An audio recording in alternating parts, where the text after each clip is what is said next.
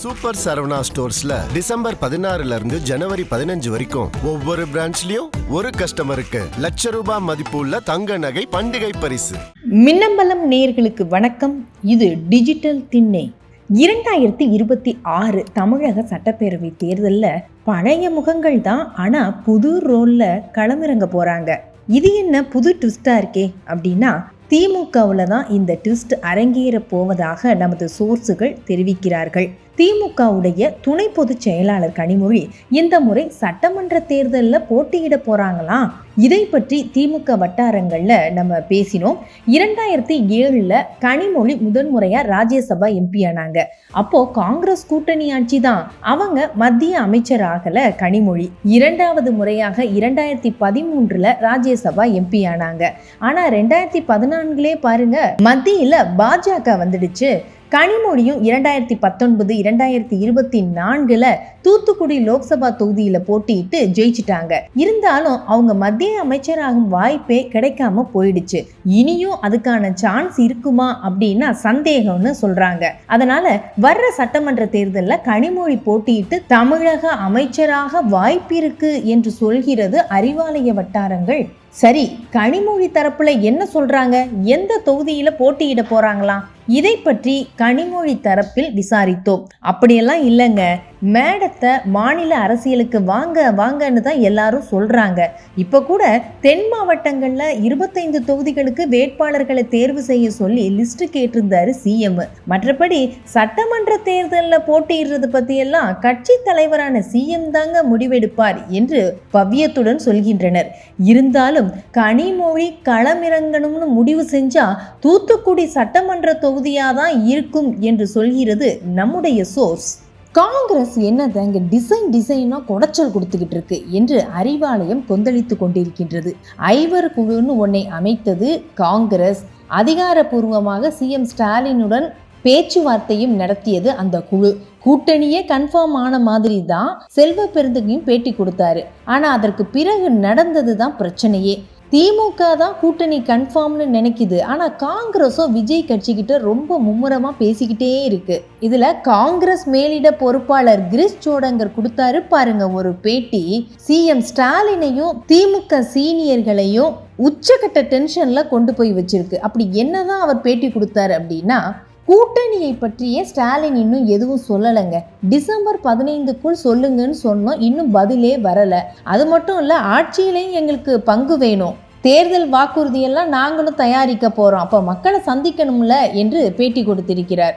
இந்த பரபரப்பு பற்றி கொண்ட நிலையில்தான் சீனியர் காங்கிரஸ் தலைவரான ப. சிதம்பரம் சிஎம் ஸ்டாலினை சந்தித்திருக்கிறார். இந்த சந்திப்பை பற்றி அறிவாலய தரப்பில் விசாரித்தோம்.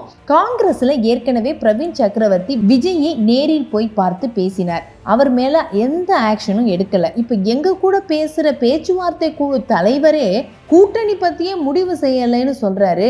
டெல்லி என்ன முடிவுல தாங்க இருக்கு என்று சிஎம் ஸ்டாலின் ப. சிதம்பரத்திடம் கேட்டிருக்கிறார். அப்போது கர்கேஜி கிட்ட ஏற்கனவே நான் பேசியிருக்கேன், அவரை பொறுத்தவரை திமுக கூட்டணியை தவிர வேற ஆப்ஷனே இல்லைன்னு தான் உறுதியாக கூறுகிறார் என்று ப. சிதம்பரமும் பதில் அளித்திருக்கிறார்.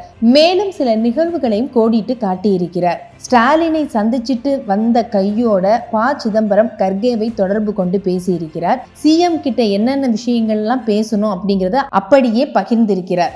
அப்ப கூட நமக்கு திமுக தான் பெஸ்ட் ஆப்ஷன், அவங்கள தாண்டி வேற கூட்டணி பற்றி நம்ம யோசிக்கவே கூடாது என்று கர்கே திரும்பவும் அதே பல்லவியைத்தான் பாடி இருக்கிறாராம் ப. சிதம்பரத்திடம்.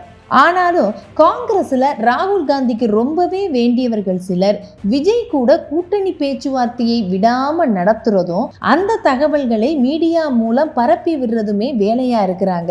இத்தனையும் பொறுமையா பார்த்துக்கிட்டு இருக்க சிஎம் ஸ்டாலின் எப்போ பொங்குவாருன்னு தெரியாதுங்க, எப்போ திருப்பி அடிப்பாருன்னு தெரியாதுங்க என்று ஒரு வார்னிங் கொடுக்கிறது அறிவாலய வட்டாரம். இது ஒரு புறம் இருக்க, விஜயுடைய தமிழக வெற்றி கழகத்துல தான் திடீரென உட்கட்சி விவகாரம் வெடித்திருக்கிறது. பனையூர் ஆபீஸுக்கே ஒவ்வொரு மாவட்ட நிர்வாகிகளும் படையெடுத்து போறாங்களாம். அங்க இருக்கிறவங்க அவங்கள சமாதானப்படுத்தி அனுப்புறது தான் வேலையா இருக்குதான். அஜிதா அப்படிங்கிற பெண் தூத்துக்குடியில தாவேகாவுக்காக ஆக்டிவா வேலை செஞ்சிருக்கிறாங்க.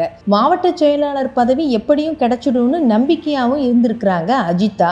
ஆனா திடீர்னு வேற ஒருத்தருக்கு மாவட்ட செயலாளர் பதவி கொடுத்ததுனால ரொம்ப டென்ஷன் ஆயிட்டாங்க.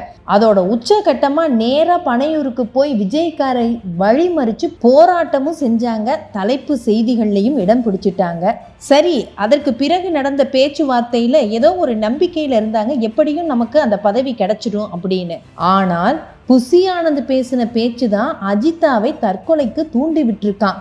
அப்படி என்னப்பா புசி ஆனந்த் பேசினாரு என்று விசாரித்தால், மாவட்ட செயலாளர்கள் கூட்டம் நடந்திருக்கு. அதுல பேசின ஆதவ் அர்ஜுனா, எஸ்ஐஆர்ல நீக்கப்பட்டதுல பெரும்பாலான ஓட்டுகள் நம்மோடது தாங்க, நம்மோட ஓட்டர்ஸ் 35 லட்சம் பேரை தான் பாஜகவும் திமுகவும் சேர்ந்து சதி செஞ்சு தூக்கி இருக்கிறாங்க. இதை மாவட்ட செயலாளர்கள் விடக்கூடாது, நீக்கினவங்க பேரையெல்லாம் சேர்க்கணும், அந்த வேலையை பாருங்க என்று சீரியஸாக பேசியிருக்கிறார். அதற்கு அடுத்து வந்த புசி ஆனந்த் மாவட்ட செயலாளர்களுக்கு கிளாஸ் எடுத்திருக்கிறாரு. கூடவே தூத்துக்குடி அஜிதா மேட்ரை பத்தியும் பேசியிருக்கிறாரு. தலைவரோட காரையே வழிமறிச்சிருக்கு அந்த பொண்ணு. இனி அந்த கட்சியில அந்த பொண்ணுக்கு எந்த ஒரு பதவியுமே கிடைக்காதுங்க. அதனால கட்சிக்காரங்க யாருக்காவது இந்த மாதிரி எண்ணம் இருந்ததுன்னா தயவு செய்து விட்டுடுங்க என்று ரொம்பவே காட்டமாக வார்னிங் கொடுத்திருக்கிறாரு.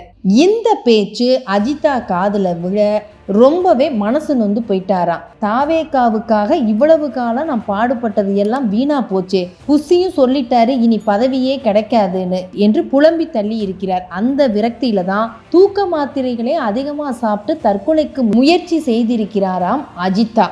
இந்த விவகாரம் கூடிய சீக்கிரமே பனையூரில் வெடிக்க போகிறது என்று கூறுகிறது சோர்ஸ். சூப்பர் சரவணா ஸ்டோர்ஸ்ல டிசம்பர் 16 இருந்து ஜனவரி 15 வரைக்கும் ஒவ்வொரு பிரான்ச்லயும் ஒரு கஸ்டமருக்கு ₹1,00,000 மதிப்புள்ள தங்க நகை பண்டிகை பரிசு. மின்னம்பலம்.com தமிழின் முதல் மொபைல் பத்திரிகை.